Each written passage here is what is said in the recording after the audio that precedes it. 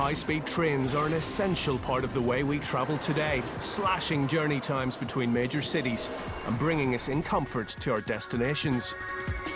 But with our need for speed comes vital concerns about passenger safety, because when fast trains crash, the consequences can be catastrophic. One of the most feared events in the rail industry is a runaway train, and this was one. High-speed collisions can be explosive. Es waren natürlich ganz schreckliche Momente für mich. Es ging dieser Lebensfilm durch den Kopf. And the twisted wreckage of a crashed train is always a haunting sight for those who built it. Donc je dois vous dire que chaque fois que l'on a un accident dans le ferroviaire, on est pris comme ça.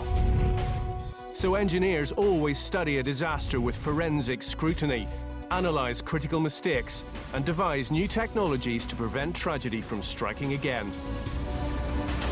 Quite simply, every new train under construction is being built from disaster.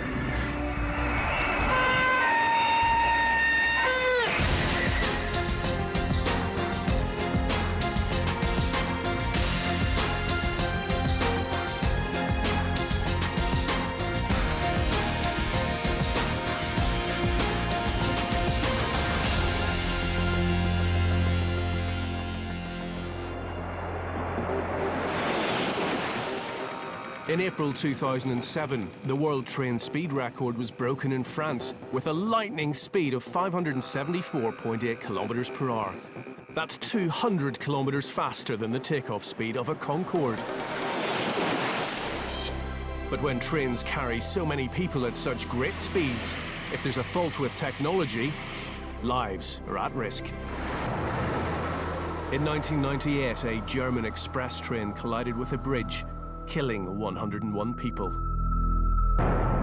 In 1988, a runaway train with failed brakes smashed into a stationary train at the Gare de Lyon in Paris, killing 59. And in 1979, in the small Scottish town of Invergowrie, an express train continued through a stop signal, causing a collision that left 5 dead. These crashes and many others over the years have brutally exposed flaws in safety technology and infrastructure, flaws that the designers of new trains are striving to eradicate. Meet the AGV.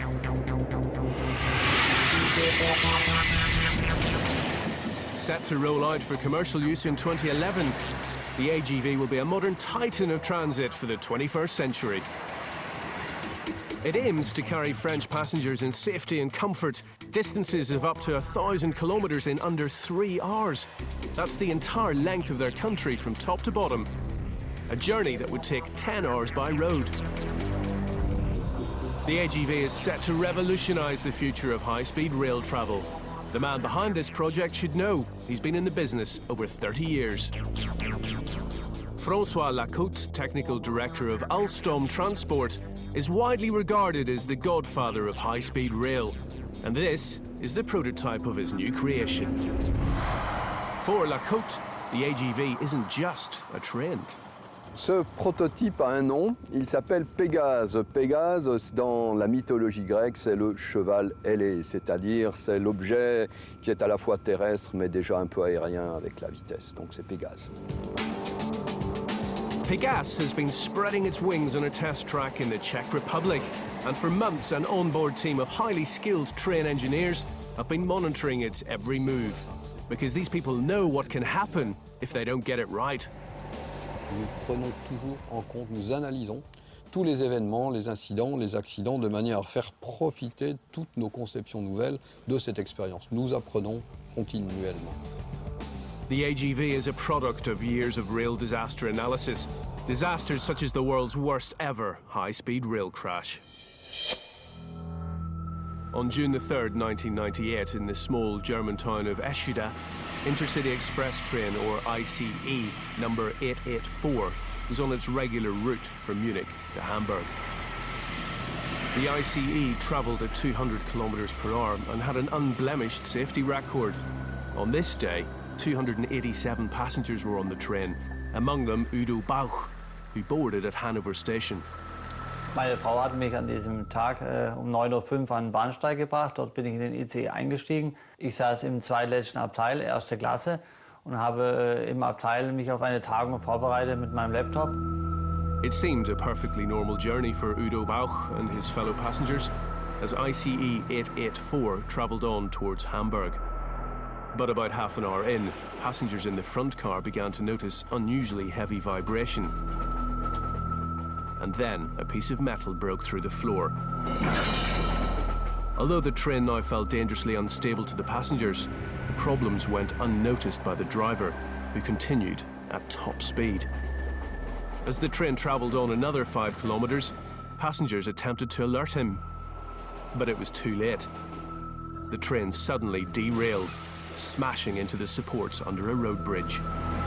Eine Vorwarnung hatte ich nicht. Es hat auf einmal einen Schlag getan, wo ich noch nie im Leben erlebt habe. Es ging auch sehr, sehr schnell. Es hat mich in Sekundenschnelle im Zugabteil umeinander geschlagen, von links nach rechts, von oben nach unten. The impact of the collision caused the bridge to collapse. As the train jackknifed, 300 tons of concrete came down on top of it. Hundreds of passengers were trapped inside the crushed carriages. On June 3rd, 1998, in the small German town of Eschede, ICE train 884 derailed and ploughed into a 300-ton concrete bridge at 200 kilometers per hour. As the dust settled on the twisted wreckage, local policeman Andreas Effinghausen was one of the first on the scene. Als wir hier ankamen, haben wir nur diesen kaputten Zug gesehen, völlig zerstört. Und ansonsten gar nichts, es war nichts zu hören. Ja, mein erster Eindruck war natürlich, dass sich wahrscheinlich aus dem Zug keiner lebend rausgekommen ist, so wie das aussah. Dass es wohl eine hohe Anzahl von Toten geben würde. Although there seemed to be little sign of life amid the carnage, Effinghausen set out in a search for survivors. An einem Punkt, da habe ich gestanden, habe da reingeschaut und habe aus irgendwelchen Gründen, die ich heute nicht mehr weiß, Hallo gerufen. Und dann hat mir jemand geantwortet und das war der Udo Bauch. In the crumpled wreckage that was the second to last carriage lay passenger Udo Bauch. Amazingly, he was still alive. Ich habe mich kurz nach dem Aufprall wiedergefunden, dass ich eingeklemmt war. Ich habe gemerkt, mein linkes Bein war eingeklemmt. Ich lag am Boden, im Zugabteil am Boden und habe natürlich sehr, sehr starke Schmerzen gehabt. Und das waren natürlich ganz schreckliche Momente für mich. Es ging dieser Lebensfilm durch den Kopf, wo ich an die Kindheit gedacht habe, an die Familie. Und das war schrecklich. Although seriously injured, Udo Bauch was eventually freed from his mangled carriage. But many others were less fortunate.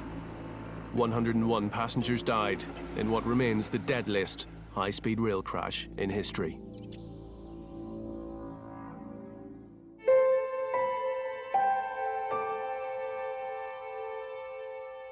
Engineers were determined to find out what had caused this devastation. Finding the answer would be essential for the future of rail safety. It was clear that something had gone catastrophically wrong in the minutes before the crash. Investigators found the first clue on the front carriage. It was discovered that one of the rear wheels had failed and was left bent and broken. More clues were found on the track stretching back from the crash. They found that there was damage to the track for quite a long distance, suggesting that there'd been at least a partial derailment. But what had caused the wheel to derail at such high speed? As investigators continued to examine the track, the next piece of the puzzle fell into place. 5 kilometres back from the accident site, they discovered shards of rubber, which they determined had come from dampeners on one of the train's wheels. To learn more, investigators turned their attention to the construction history of the ICE train. 7 years earlier, test runs had identified a problem with the train's monoblock wheels. Made from a solid single cast of steel, monoblock wheels were standard on high-speed trains at the time, but they caused serious vibration in the ICE's carriages. Fearing a huge loss of revenue from passengers unwilling to ride on such noisy and uncomfortable trains, the ICE's operators, Deutsche Bahn, urgently looked for a solution. They found what they thought was the answer on a tram. Trams had been using rubber-cushioned resilient wheels for years to reduce noise and vibration. Unlike the monoblock wheel, the resilient wheel consists of 3 parts: a central steel core, rubber pads to dampen vibration, and a steel rim mounted on the rubber. In their choice of the resilient wheel, engineers had solved the immediate problem of ICE's passenger comfort, but they'd unwittingly created a new problem. Resilient wheels were safe on relatively low-speed trams, but they had a much greater chance of severe metal fatigue at high speed than solid monoblock wheels. With every high-speed rotation of a steel rim mounted on rubber, the metal gradually weakens. If the rim was on a solid hub, like this pencil lying on the desk, and we apply a load to the outside of the rim, then the rim can't deflect and is supported by the solid hub. If, however, it's supported on rubber pads, now we deflect the rim and tensile stresses develop on the underside of the rim of the wheel. Eventually, the stresses were sufficient to cause a fatigue crack. So the crack grows by a tiny amount with each repetition of the load until eventually it is so big that the pencil breaks. During its lifetime, the resilient wheel on ICE 884 had travelled over 1.8 million kilometres. But tragically for the passengers on June the 3rd, 1998, this was its last journey. A severe stress fracture in the steel rim caused it to rupture and detach from its steel core. The rubber pads disintegrated, and the broken rim jammed up into the carriage. That was the part of metal that had gone through the floor of the carriage, alerting the passenger to the danger. The train was able to continue in this unstable condition for another 5 kilometres, but when it approached a set of track points with a guide rail, disaster was certain. The other end of the broken wheel rim caught on the guide rail, ripping it up and out of place, derailing all the carriages behind. The train was then being pulled by 2 different forces. It was trying to go straight on, but the wheels were pulling it sideways. The first 3 cars decoupled and continued under the bridge. But the remaining carriages now had nowhere else to go but straight into it. The collision was so extreme that the bridge completely collapsed on top of the train. So a combination of a broken wheel rim and the proximity of the guide rail to a 300-ton concrete bridge resulted in the largest death toll in high-speed rail history. After the crash, many changes were made by the German Federal Department of Railways. The Eschede disaster showed that if a train is partially derailed, it's most likely to suffer complete derailment when it reaches a set of track points. So it was decided that all track points should be moved away from bridges and other potentially hazardous structures.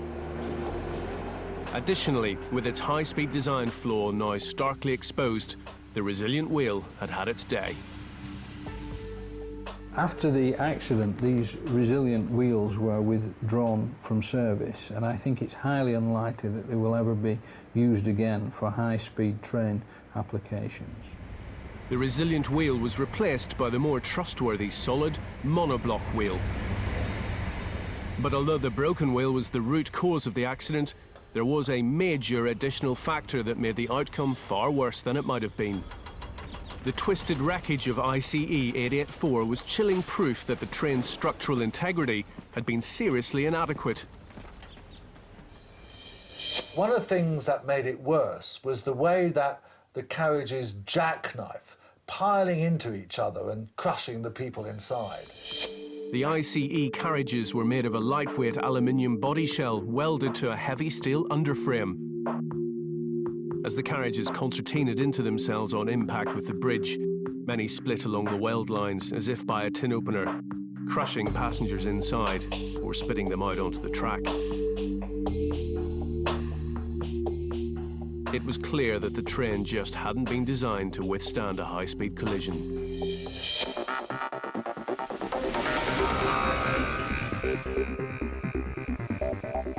Like the ICE train, the AGV has welded aluminium body shells for their weight advantage. But the difference is, Before they were even built, the AGV carriages were tested to their limits using advanced computer modelling. Et donc nous avons besoin d'une caisse très rigide. Et pour cela, on emploie les outils normaux de l'ingénieur, à savoir du calcul de structure, de la modélisation par, comme on appelle, par élément fini, de manière à pouvoir modéliser l'ensemble de la structure et ensuite l'ensemble de la réponse de la structure. The AGV's engineers would rather not wait until a crash to know how their carriages will respond.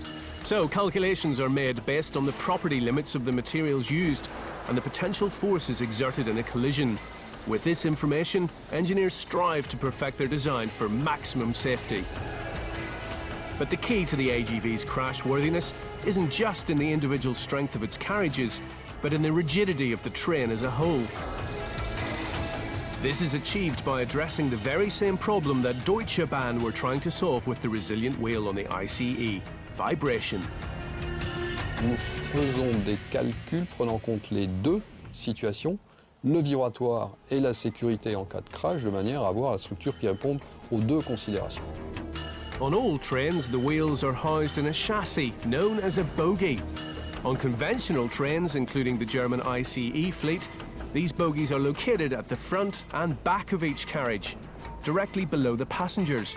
Reducing vibration here depends heavily on good suspension.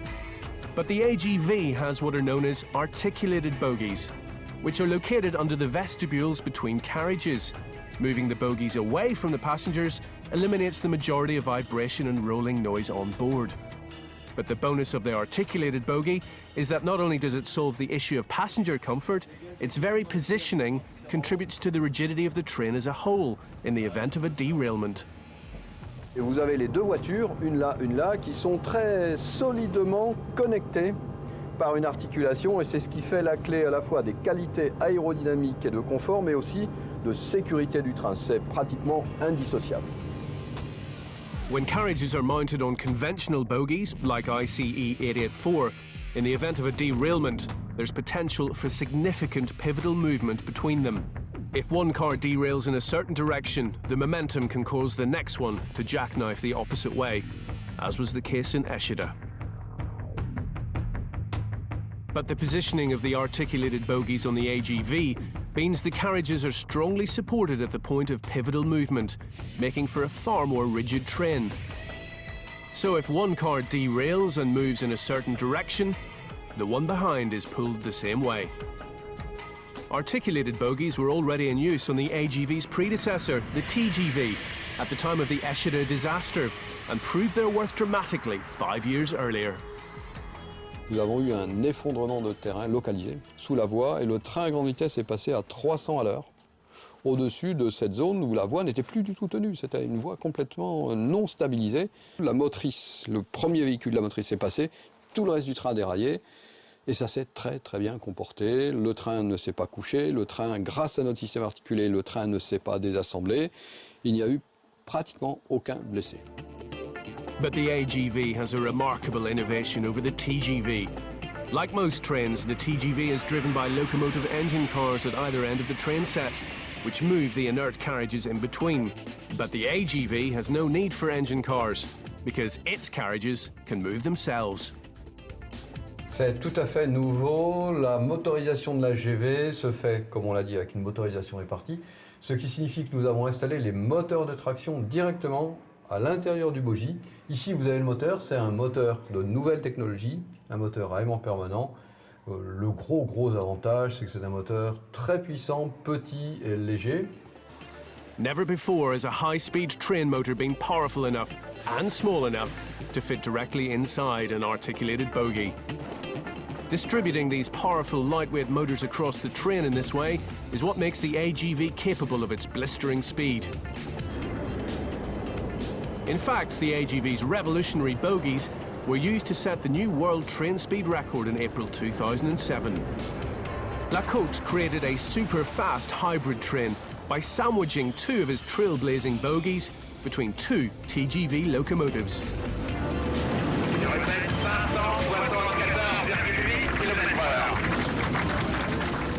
But not only is this new power bogie good for speed, there's a big advantage for the stability of the train set too.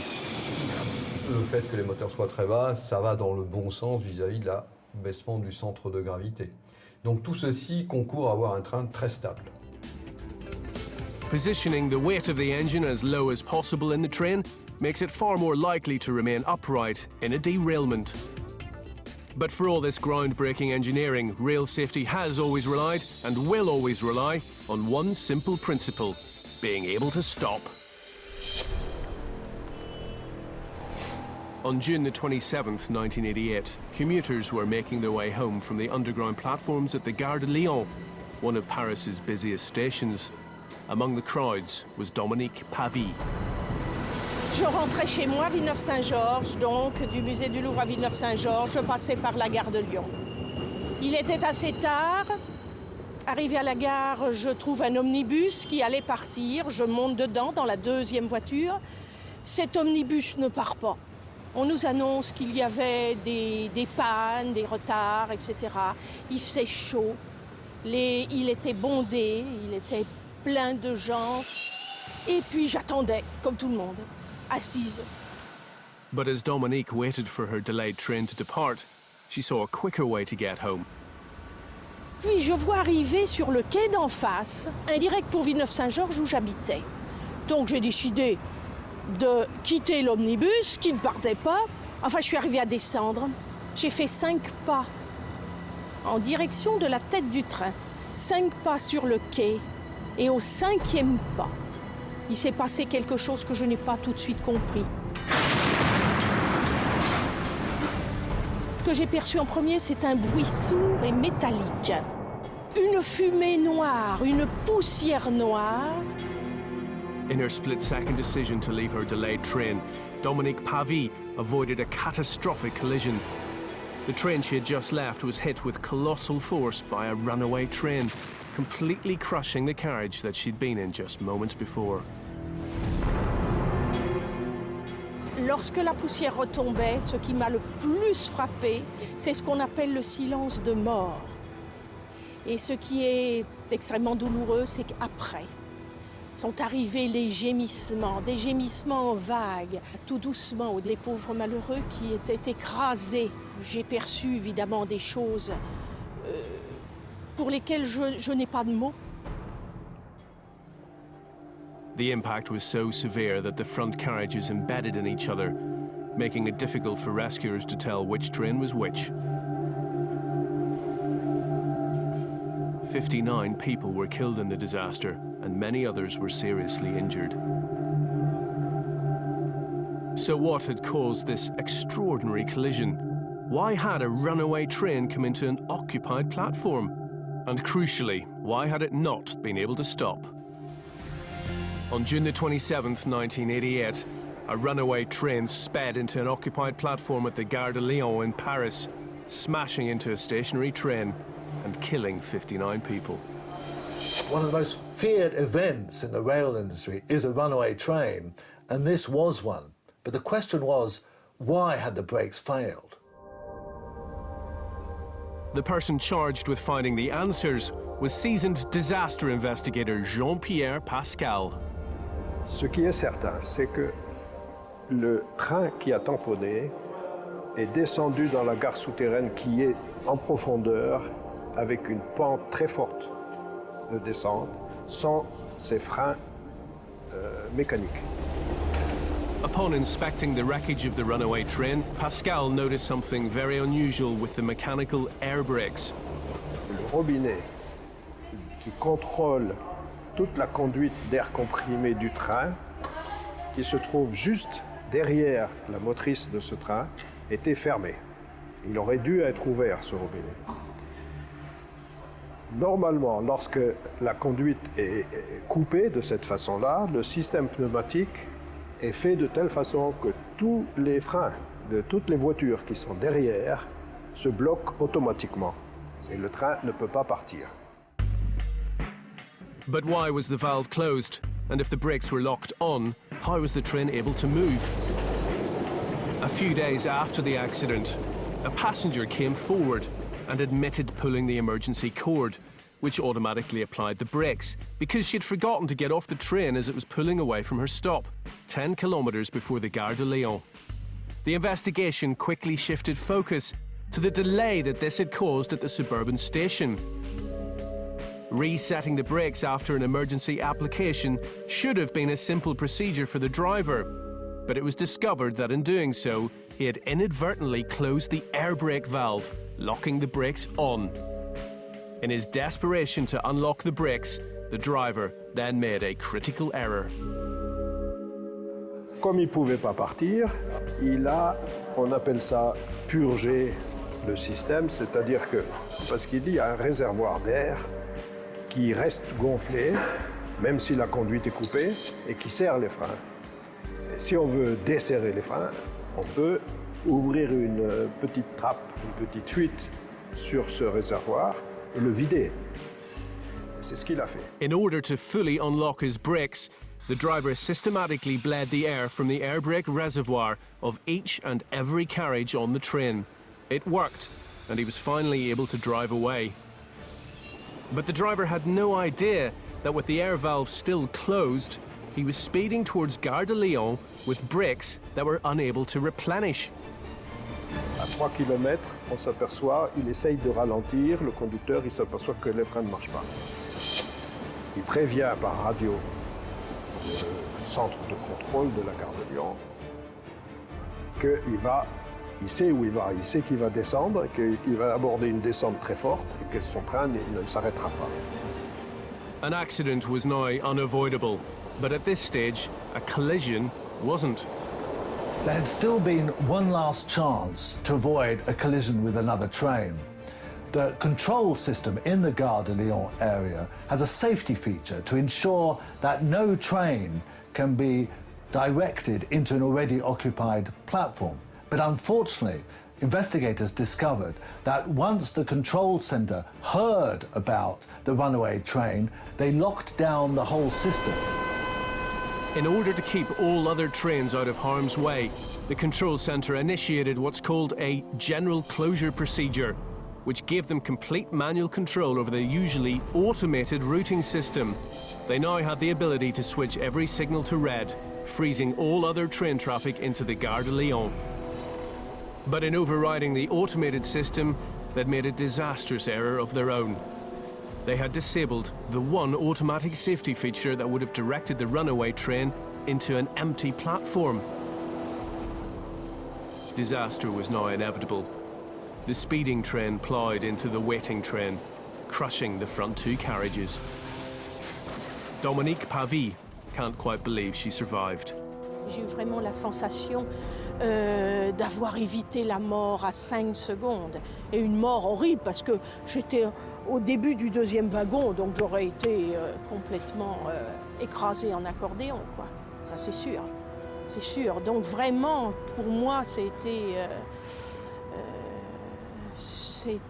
j'ai frôlé la mort de très très près, quoi. After the Gare de Lyon incident, many changes were made to rail systems across Europe. Air brake valves were removed from engine cars, and passenger-activated emergency brakes were replaced with emergency driver intercoms to ensure that only the driver is able to stop the train.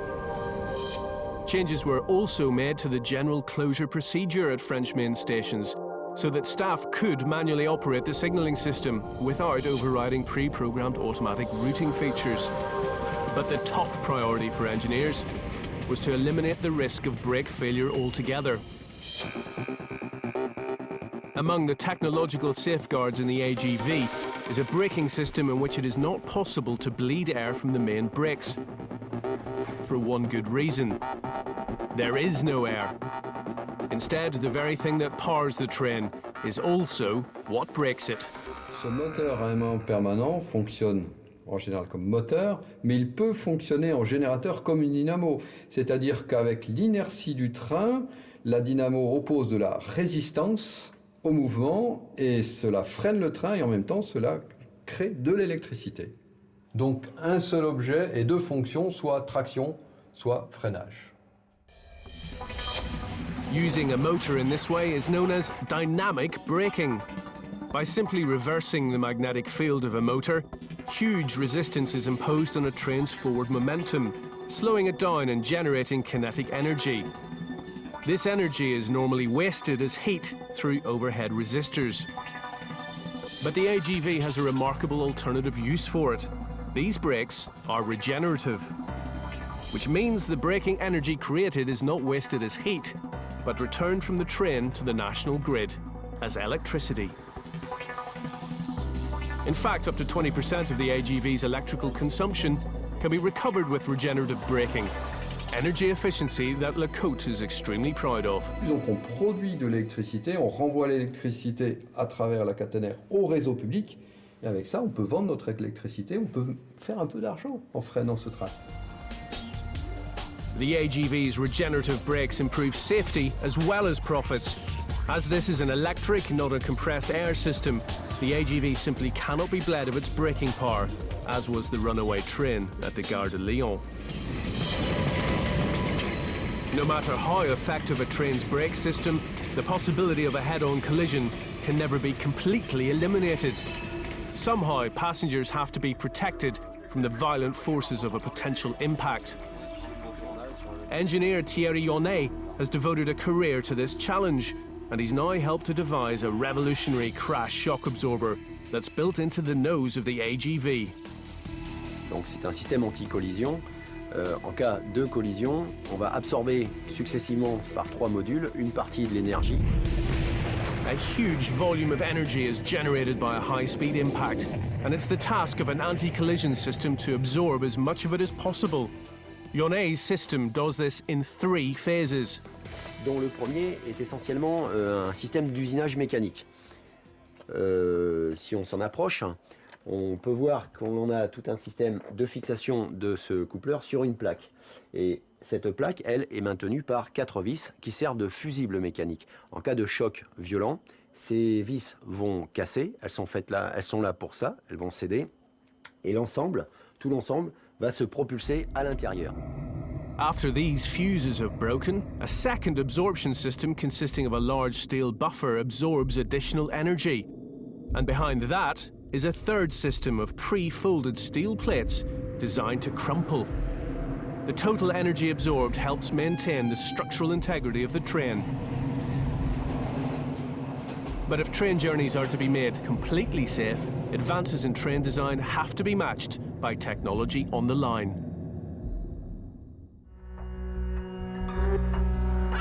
It was a quiet morning on October the 24th, 1979, in the small Scottish town of Invergowrie, on the banks of the Tay estuary.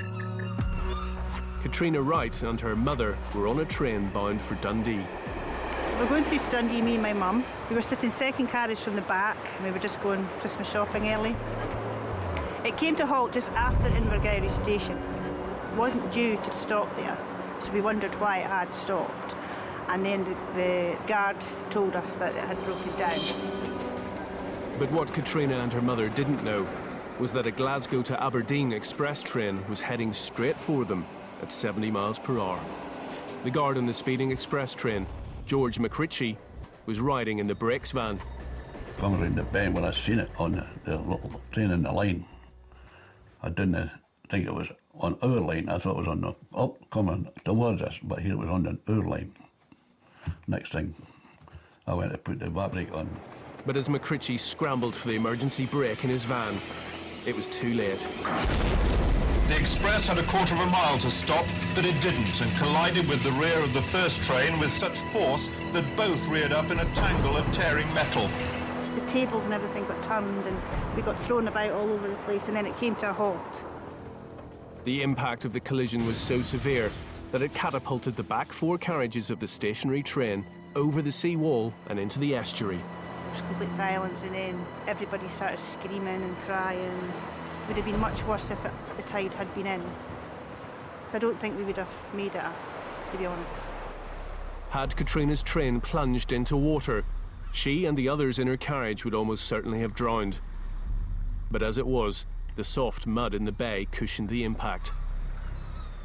Up on the track in his now derailed brake van was George McRitchie. Banged my head and sort of stunned. You know, when I come to, I said, oh, jeez. I looked outside, I said, oh, jeez. The 2-man driving crew of the express died on impact. The senior driver had been a close friend of McRitchie's. That's when I seen my driver sitting in one line there. And I took the ball and covered the bodies up. And boom, had a hole right in the middle, as if he'd been shot, where he'd hit his head when he applied the brake. 3 more died in the rear carriage of Katrina Wright's train, taking the death toll to 5. It does give me a lump in my throat because you think of the loss of life and just people doing their normal job and unfortunately not going home at the end of the day. Just it's quite tragic, yeah. And to think we actually came out of that alive.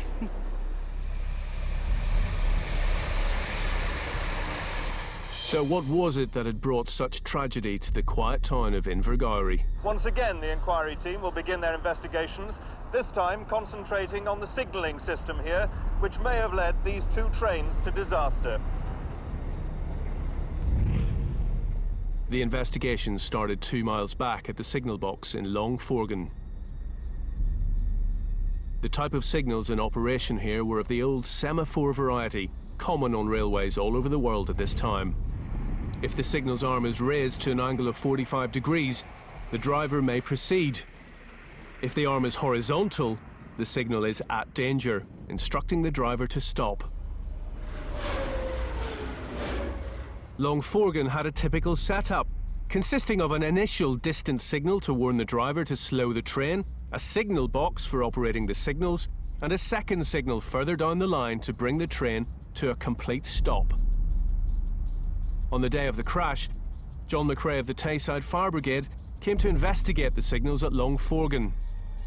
And we discovered there was a signal down there, just beside that tree, roughly in that area. So we know, but there was a signal there, and the signal was showing an incorrect signal, inasmuch that rather than being horizontal for stop or 45 for go, it was halfway between. McRae discovered that although the signalman had set the lever in his box to danger to halt the express, the semaphore arm did not in fact return to the full horizontal stop position. The driver interpreted the ambiguous signal as go and accelerated on towards Invergowrie, unaware of the stationary train on the line ahead. Disaster was now imminent. As the express train came round the bend at 70 miles per hour, it couldn't possibly stop in time, colliding with the stationary train and smashing its back 4 carriages into the bay.